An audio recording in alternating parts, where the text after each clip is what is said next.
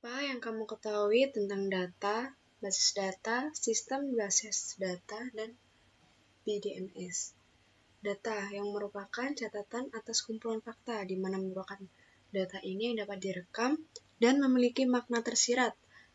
Sekumpulan data atau juga keterangan-keterangan dari suatu hal yang diperoleh dengan melalui pengamatan atau juga pencarian ke sumber-sumber tertentu.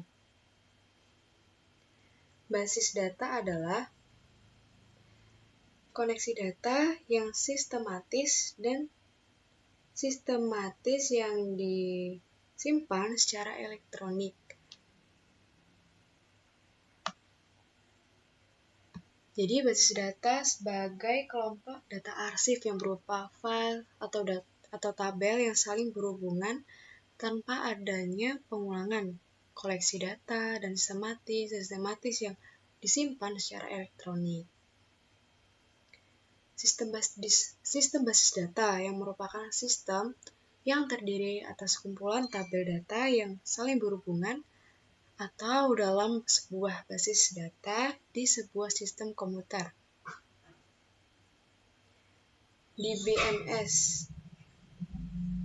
DBMS atau yang biasa disebut sistem manajemen basis data yang merupakan sebuah perangkat lunak ataupun sistem software yang digunakan untuk menyimpan, mengatur, dan memastikan data-data tersebut tersimpan dengan aman. Jadi perangkat lunak yang memungkinkan pemakaian untuk mendefinisikan, mengolah, dan mengontrol akses kebasisan data. Software yang digunakan untuk mengolah, menyimpan, dan mengambil database. Software ini juga menyediakan antarmuka yang memungkinkan user membaca, membuat, menghapus, dan memperbarui data. Lalu yang kedua, jelaskan dan gambarkan ilustrasi dari fungsi BDMS, Sistem Manajemen Basis Data.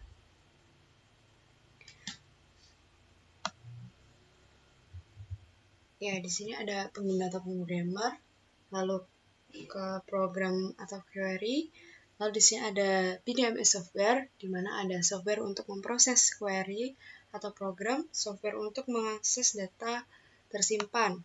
Di sini ada metadata, stored database. Jadi fungsi BDSM sendiri untuk melindungi database dan mempertahankan dalam jangka waktu yang lama, perlindungan pada sistem terhadap kerusakan perangkat keras atau perangkat lunak, dan perlindungan keamanan terhadap akses yang tidak sah ataupun berbahaya. BDMS sendiri pun juga memelihara sistem database untuk berkembang ketika berubah dari waktu ke waktu. Soal yang ketiga, sebutkan case tool yang dapat dipakai untuk melakukan perancangan atau pemodelan suatu database. Ada Base Power Design, Draw.io, lalu Visual Paradigm.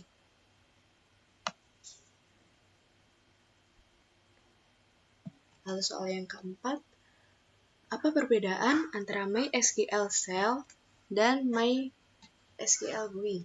MySQL Cell merupakan aplikasi dari MySQL Client yang berbasis teks dan sangat dibutuhkan jika menggunakan MySQL di server. Lalu, untuk yang SQL GUI, klien memiliki banyak alternatif aplikasi, salah satunya PHP-MyAdmin. Yang kelima, saat instalasi MySQL Server atau MariaDB, pada bagian tersebut kita diminta untuk memasukkan beberapa input seperti service name, TCP port, buffer pool size. Nah, input apa yang tepat dalam mengisi bagian kosong di atas? Nah, service name di sini ada MariaDB. Lalu untuk TCP portnya 3306. Lalu buffer pool size-nya 242 MB. Soal pertama, berilah penjelasan tentang basis data. Basis data merupakan koleksi data dari yang sistematis yang disimpan secara elektronik, di mana dapat berisi semua jenis data termasuk kata, angka, gambar, video, maupun file. Jadi basis data sendiri, himpunan kelompok, data arsip berupa file atau tabel yang saling berhubungan tanpa adanya pengulangan. Basis data juga merupakan kumpulan data tersebut diorganisasikan sedemikian rupa supaya bisa dimanfaatkan kembali dengan cepat dan mudah lewat media elektronik dari suatu sistem komputer.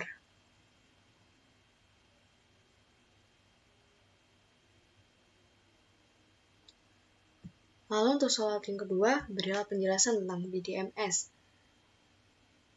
Dan berikan contohnya. Data Management System atau DBMS sendiri merupakan perangkat lunak yang memungkinkan pemakaian untuk mendefinisikan, mengelola, dan mengontrol akses ke basis data, serta menjalankan operasi terhadap data yang diminta banyak pengguna. BDMS sendiri pun juga yang mengelola basis data relation yang disebut dengan relational DBMS atau RBDSM. Contohnya sendiri ada DBase, Foxbase, Airbase, Microsoft Access, Borderline Paradox atau Borderline Interbase, MS SQL Service, Oracle Informatics, Sybase, ada MySQL, dan masih ada banyak lagi contoh dari DBMS sendiri.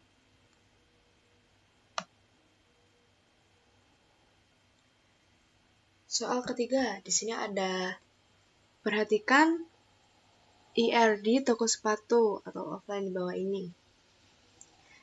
Dari gambar IRD di atas, buatlah nama relasi dan kardinalitas berhubungan dengan setiap entitas. Ada 5, sebutkan. Lalu buatlah konversi dari CDM ke PDM dari gambar tersebut. Nama relasi dan kardinalitas penghubungnya. Di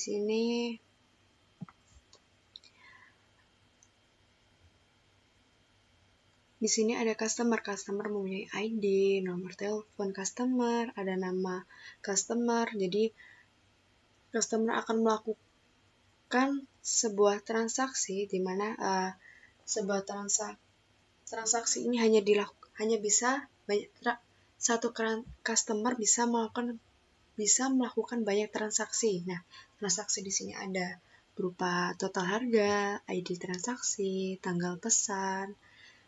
Lalu pegawai tersebut akan melayani sebuah transaksi tersebut. Jadi satu pegawai bisa melayani banyak transaksi. Jadi pegawai di sini ada ID pegawai, nama pegawai, alamat pegawai. Lalu transaksi ke sepatu itu bisa melakukan juga, tapi lebih ke detail transaksinya gitu. Jadi kayak lebih ke jumlah harga, jumlah sepatu. Jadi di sini menggunakan many to one, sedangkan untuk sepatu ke detail transaksi sendiri one to many.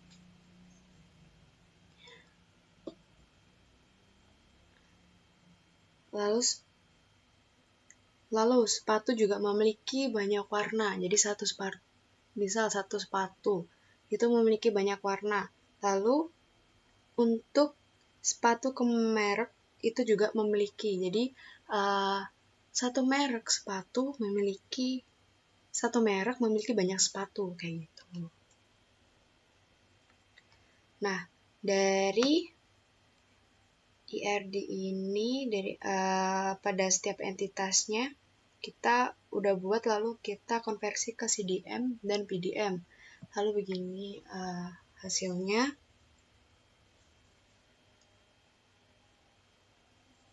Customer ke transaksi itu menggunakan many to one, lalu sepatu ke transaksi itu many to many, lalu transaksi ke pegawai. Sedangkan transaksi ke pegawai yaitu many to one, lalu warna ke sepatu, merek sepatu itu pakai one to one, lalu merek sepatu yaitu one to many. Soal pertama yaitu apa pengertian dari constraint. Constraint sendiri adalah batasan-batasan yang diberikan untuk setiap kolom. Jadi, constraint sendiri digunakan untuk membatasi jenis data yang dapat masuk ke tabel. Constraint dalam database merupakan nilai-nilai yang diperbolehkan untuk diisikan dalam sebuah kolom ataupun kolom-kolom yang terdapat dalam sebuah tabel, maka dapat dipastikan bahwa hanya data-data yang sesuai yang dengan batasan tersebut saja yang dapat diisikan dalam tabel tersebut. Constraint juga merupakan sebuah aturan ataupun atau batasan yang diterapkan di tabel untuk menjaga konsisten dan integritas data. Fungsi constraint. Fungsi utama dari constraint? Nah, fungsi constraint sendiri dalam sebuah tabel untuk menjamin konsistensi dan integritas data-data yang diisikan dalam sebuah tabel. Constraint juga dapat digunakan untuk membatasi tipe data yang disimpan ke dalam tabel tersebut. Lalu yang ketiga, apa perbedaan dari primary key dan foreign key? Primary key itu merupakan aturan nilai yang berfungsi untuk memastikan setiap baris data dalam tabel yang bersifat unik atau berbeda antara baris satu dengan baris lainnya. Jadi primary key merupakan kombinasi unique dan not null kolom harus memiliki identitas yang unik. Primary key juga merupakan aturan yang berfungsi untuk membedakan antara baris satu dengan baris lain pada tabel yang bersifat unik atau berbeda antara baris satu dengan baris lainnya.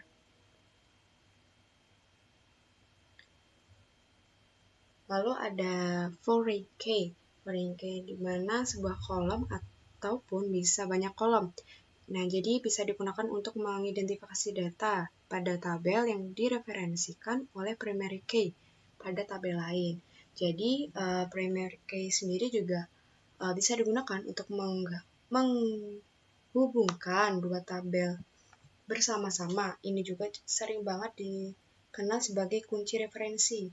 Nah, foreign key digunakan sebagai penanda hubungan antar tabel. Jadi tabel pertama yang memiliki peran utama sehingga disebut dengan primary key di dalamnya. Dan tabel kedua merupakan foreign key yang disebut dengan kunci asing. Suatu tabel dapat dikatakan asing jika terdapat kolom yang merupakan rujukan terhadap tabel utama. Lalu di sini jelaskan jenis-jenis constraint. Pada SQL, constraint diklasifikasikan menjadi dua jenis. Yang pertama, column level constraint, di mana constraint ini hanya diterapkan ke satu kolom yang membatasi tipe data kolom tertentu. Lalu yang kedua, table level constraint, di mana batasan ini diterapkan ke seluruh tabel yang membatasi tipe data untuk seluruh tabel.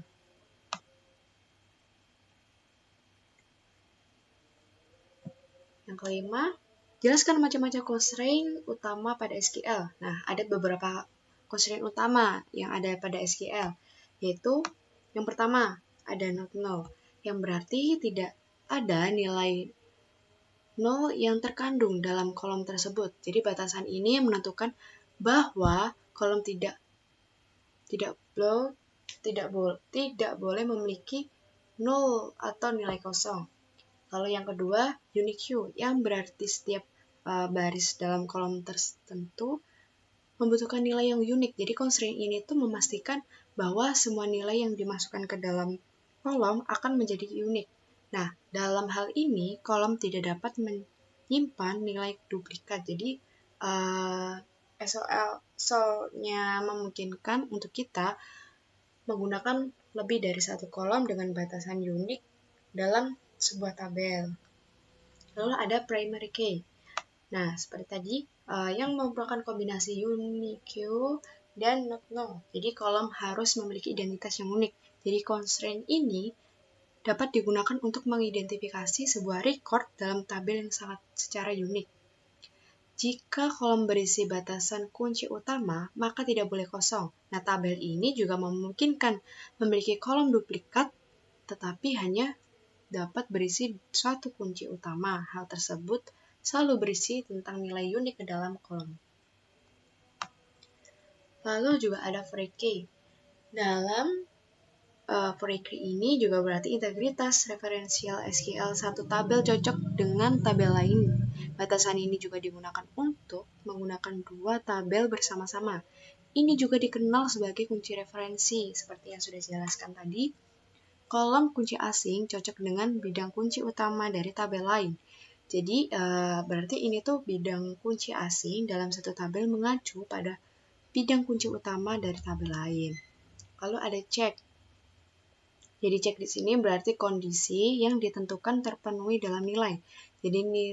Jadi hal ini memastikan bahwa nilai yang dimasukkan dalam kolom harus terpenuhi atau dipenuhi dengan kondisi yang diberikan.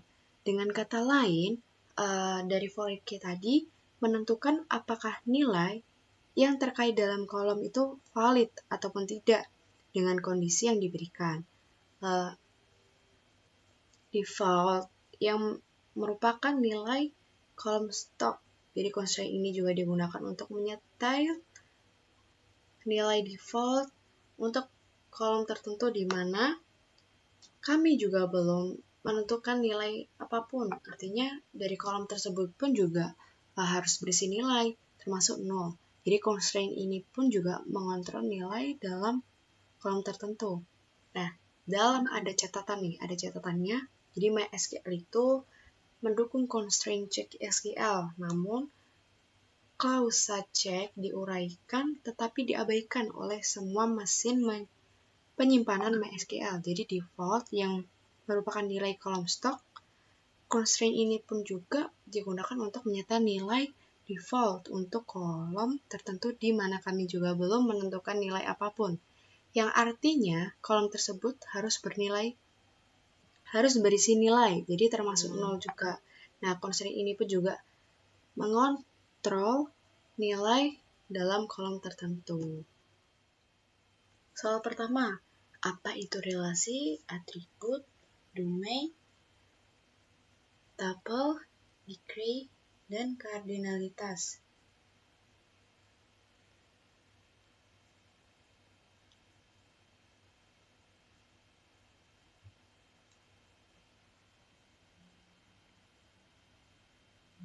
Jadi relasi itu merupakan hubungan, perhubungan, pertalian, kayak kenalan ataupun pelanggan. Jadi lebih tepatnya relasi itu kalau misalnya dalam tabel dengan kolom adalah tabel dengan kolom dan baris tempat data.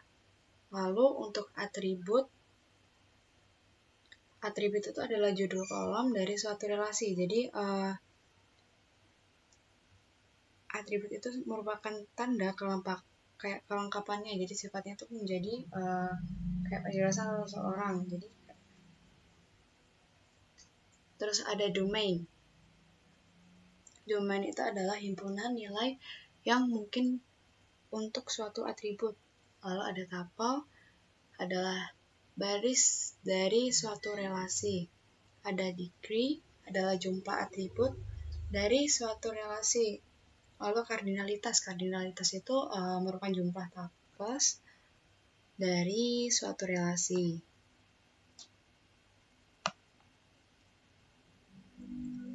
Soal kedua, suatu tabel memiliki beberapa karakteristik yang disebutkan minimal 5 karakteristik dari tabel. Yang pertama, ada nama relasi yang digunakan dalam satu basis data haruslah berbeda satu dengan lainnya. Lalu yang kedua, masing-masing atribut sesuai relasi terdiri dari simple atribut dan bernilai tunggal. Lalu yang tiga, tidak ada tuple yang ganda. Yang keempat, tuple tidak boleh tuple boleh tidak berurutan. Lalu yang kelima, atribut-atribut tidak perlu berurutan. Lalu ada soal ketiga, lengkapilah bagian-bagian yang kosong dalam soal di bawah ini. Nah, untuk yang pertama, pada tabel ini tuh diisi dengan tabel mahasiswa. Lalu yang kedua, di sini itu mahasiswa. Yang kedua ini jadi ID mahasiswa, nama mahasiswa, jurusan, lalu kelamin itu namanya atribut. Lalu yang ketiga ini namanya tuples. Tuple yang dimana tadi namanya adalah baris dari suatu relasi. Lalu yang keempat di sini ada degree, di mana degree itu adalah jumlah atribut dari suatu relasi. Nah, di sini degree mahasiswanya ada 4. Lalu yang kelima, cardinality. Cardinality ini jumlah tuples dari suatu relasi. Jadi, cardinality mahasiswa di sini ada 5. Nah, lalu soal yang keempat. Perhatikan struktur tabel di bawah ini. Nah, di sini ada 2 kolom, yaitu nama kolom dan tipe data. Di sini nama kolomnya ada ID mahasiswa, NIM, nama mahasiswa, kode jurusan, NIK, kelamin, agama.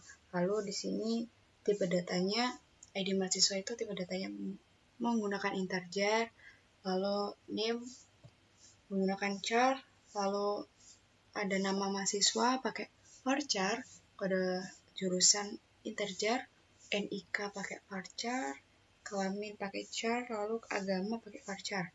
Jadi pada tabel tersebut sebutkan manakah yang termasuk dari candidate key, primary key, dan foreign key. Jadi di sini ada untuk yang pertama candidate key ada NIM dan NIK. Lalu primary key-nya adalah ID mahasiswa, lalu foreign key-nya kode jurusan. Nah, ada soal kelima, yaitu identifikasikan tipe data atribut-atribut pada tabel di bawah ini. Jadi di sini ada 2 tabel, yaitu ada tabel member dan tabel buku. Jadi di sini untuk lengkapnya langsung aja di jawaban. Nah, di sini untuk nama atribut itu ada ID member, nama depan, nama belakang, jenis kelamin, tanggal lahir, dan alamat. Nah, di sini untuk ID dan membernya menggunakan tipe data integer.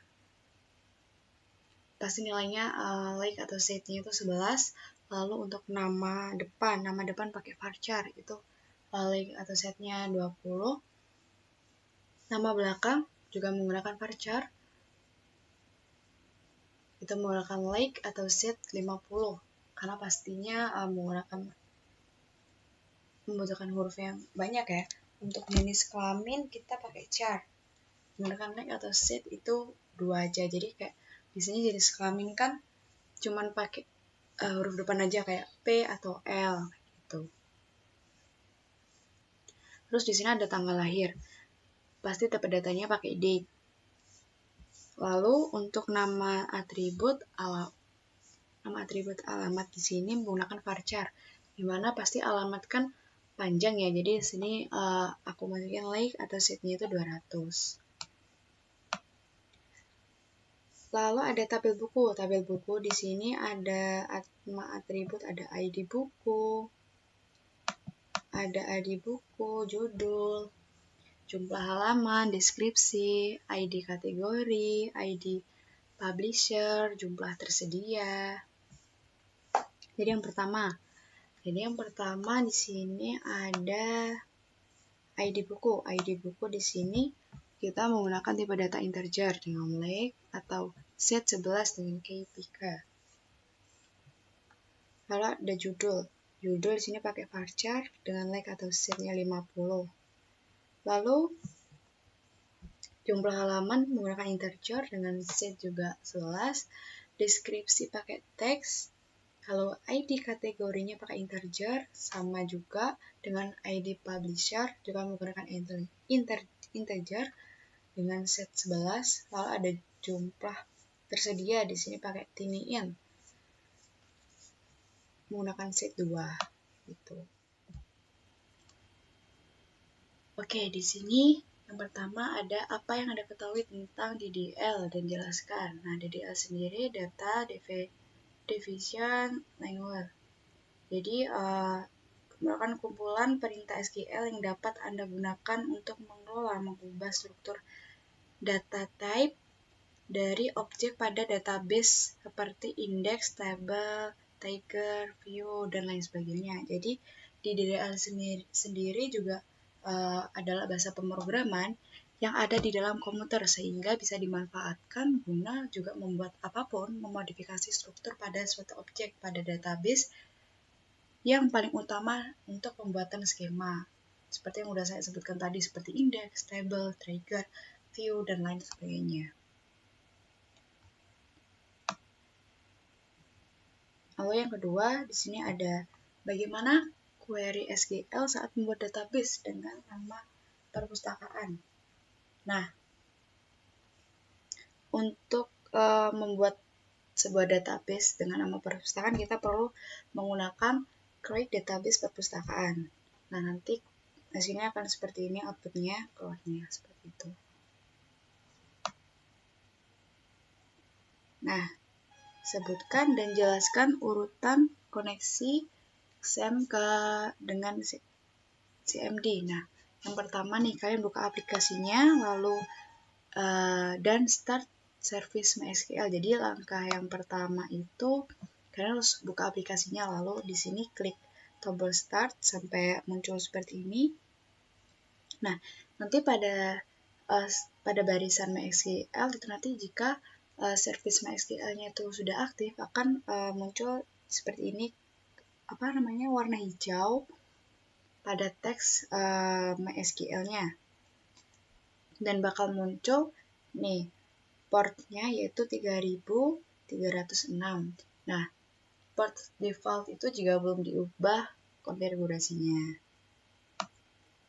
Lalu langkah keduanya, kita pilih bagian kanan. Di sini kan ada config, start, cell, explore, service, help, dan queue. Nah, di sini kita pilih cell untuk untuk mengakses MySQL command line melalui tampilan aplikasi ini. Gitu. Nanti bakal muncul CMD-nya. Nah, nanti sebelum muncul CMD-nya, nah kayak gini nih. Yang ketiga itu nanti kita bakal ngetik sebuah perintah di CMD-nya. Yaitu untuk mengakses MySQL ini melalui cell itu kita juga mau diperlukan sebuah perintah. Jadi untuk yang pertama nih, perintah masuk ke MySQL tanpa username menggunakan perintah. Jadi ini perintahnya MySQL menu username. Jadi sebagai contoh untuk menggunakan username untuk ngerootnya, maka perintahnya adalah MySQL root. Nah, nanti hasilnya bakal seperti ini. Nah, jika udah ada tulisan welcome to MariaDB Monitor, nah hasilnya berarti perintah yang diberikan berhasil berjalan seperti itu. Nah, ini yang keempat. Nah, yang keempat nih, tuliskan query SQL untuk menghapus kolom alamat. Di sini sudah ada tabel di mana ada ID. Isi tabelnya ada ID supplier, nama supplier, telepon, dan alamat. Nah, gimana cara untuk menghapus kolom alamatnya? Nah, ini menggunakan alter table supplier drop alamat. Nah, nanti di sini kan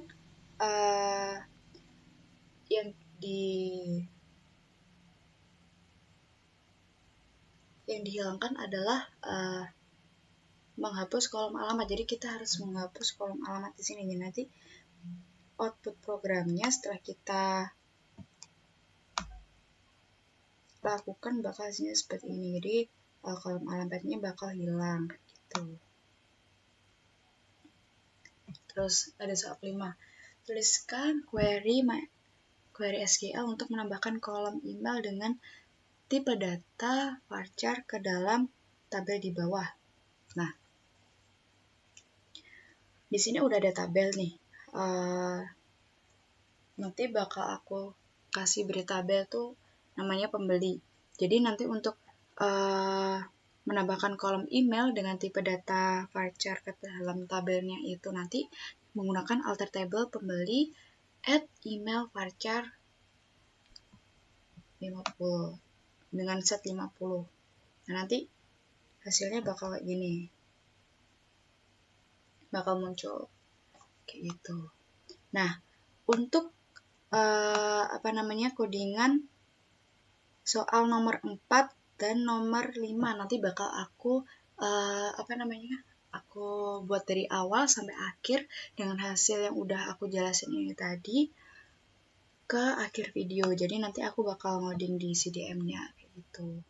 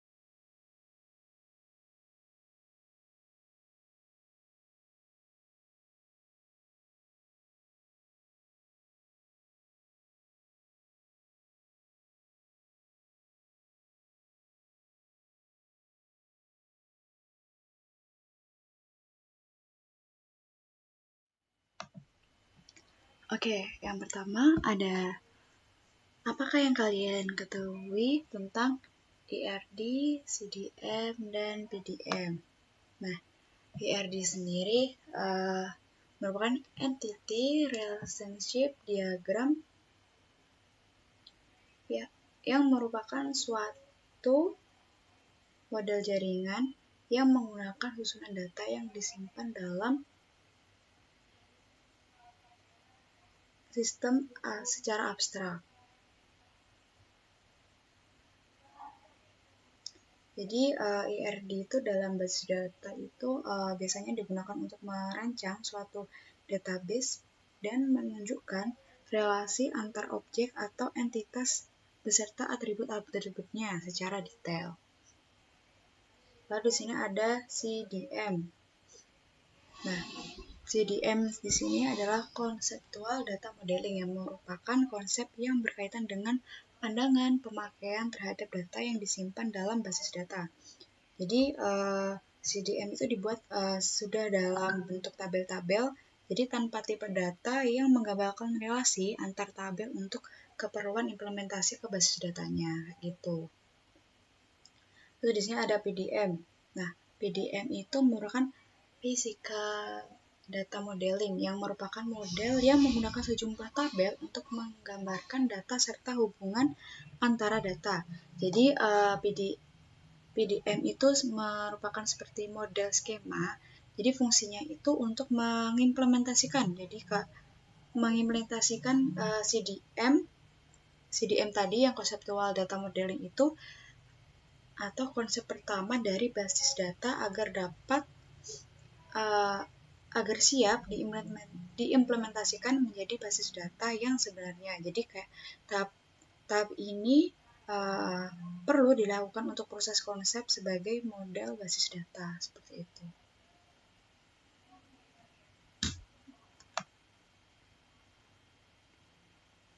Nah, di sini ada di dalam tabel relasi terdapat beberapa kardinalitas penting, yaitu yang pertama ada one-to-one relationship, yang kedua ada one-to-many relationship, yang ketiga ada many-to-many relationship. Jadi gambarkan dua relasi yang menerapkan tiga kardinalitas di atas. Nah, di sini cara saya menerapkan di sini ada ini. Yang pertama, one-to-one. Jadi satu pasien mempunyai satu tempat tidur. Jadi di sini di sini merupakan relasi dari one to one. Lalu di sini ada one to many. Di sini saya membuat dokter sama pasien. Jadi satu dokter memiliki banyak pasien. Lalu di sini ada one to many. One to many di sini saya menggunakan siswa dan mata kuliah. Jadi semua siswa memiliki banyak mata kuliah dan dari banyak mata kuliah tersebut memiliki banyak siswa. Nah, di sini perhatikan gambar CDM di bawah berikut. Nah, di sini sudah ada CDM, jadi kardinalitas dan nama hubungan apakah yang cocok untuk sebuah bagian yang kosong.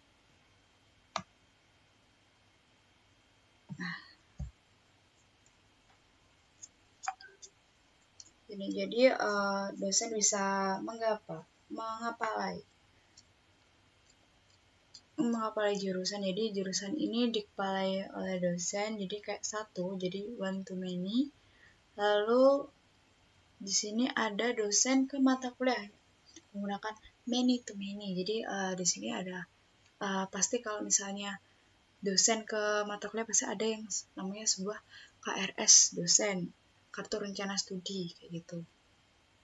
Lalu di sini ada mahasiswa ke mata kuliah ke mahasiswa, pasti di sini many to many karena mahasiswa juga mahasiswa bakal memiliki banyak mata kuliah gitu, dan dari satu mata kuliah pun juga bakal memiliki banyak mahasiswa. Jadi menggunakan many to many. Jadi untuk mahasiswa kejurusan. Nah, untuk mahasiswa kejurusan ini menggunakan many to one. Jadi satu jurusan itu mempunyai banyak mahasiswa. memiliki banyak mahasiswa seperti itu. Nah, dari soal nomor 3 tadi kita ubah menjadi CDM. Ubahlah CDM yang tadi di atas menjadi PDM menggunakan Power Design. Jadi hasilnya seperti ini.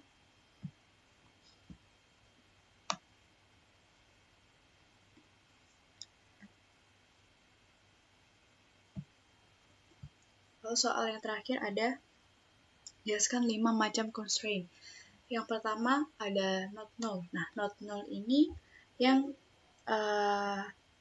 berarti tidak ada nilai nol yang terkandung dalam kolom. Jadi batasan ini tuh menentukan bahwa kolom tidak boleh memiliki nol atau nilai kosong. Lalu yang kedua ada unique queue. Nah, dari setiap kolom itu berarti dari setiap harus ada kolom tertentu membutuhkan nilai yang unik. Jadi constraint ini tuh memastikan bahwa semua nilai yang dimasukkan ke dalam kolom akan menjadi unik. Lalu ada primary key. Nah, primary key ini yang merupakan sebuah kombinasi dari unique queue tadi sama not null. Jadi kolom harus memiliki identitas yang unik. Lalu ada foreign key yang merupakan sebuah integritas referensial SQL satu tabel cocok dengan tabel yang lain. Lalu yang terakhir ada check. Check ini merupakan sebuah kombinasi yang ditentukan terpenuhi dalam nilai. Jadi ini untuk memastikan bahwa nilai yang dimasukkan dalam kolom itu harus dipenuhi dengan kondisi yang diberikan.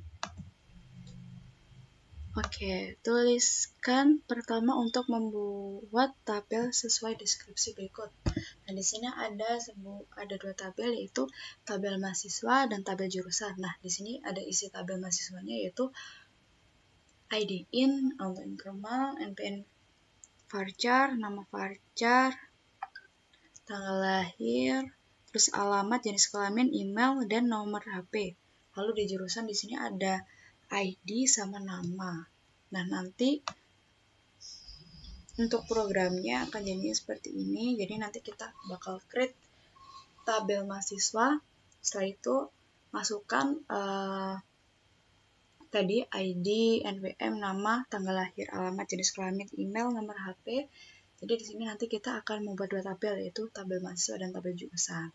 Jadi nanti programnya outputnya seperti ini. Lalu yang kedua, tuliskan perintah yang tepat jika ingin menambahkan constraint ke dalam tabel yang sebelumnya sudah dibuat pada soal nomor 1. Nah, dari soal nomor 1 tadi, kita akan menambah constraint di dalam tabelnya. Jadi, berikut constraint yang akan ditambahkan. Itu nanti untuk yang tabel mahasiswa, yang ID menjadi primary key, jurusan ke foreign key, email, email itu ke unique queue, nomor HP, ke unique queue, nama, not null, tanggal lahir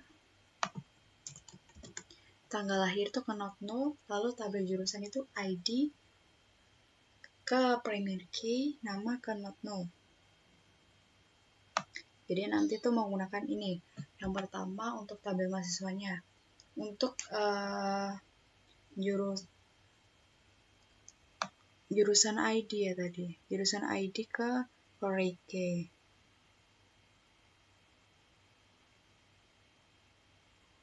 Untuk menggunakan alter mahasiswa foreign key jurusan ID, reference jurusan ID. Lalu untuk alter table mahasiswa, modify email varchar menggunakan set 100 unique queue. Lalu untuk nomor teleponnya alter table mahasiswa, modify nomor HP varchar menggunakan set 13 unique queue. Lalu ada alter table mahasiswa, modify kolom nama varchar menggunakan set 100 not null. Alter table mahasiswa, modify kolom tanggal lahir menggunakan time step not null. Alter table jurusan, modify kolom nama varchar menggunakan set 50 not null. Nanti bakal keluar dengan outputnya. Outputnya akan seperti ini.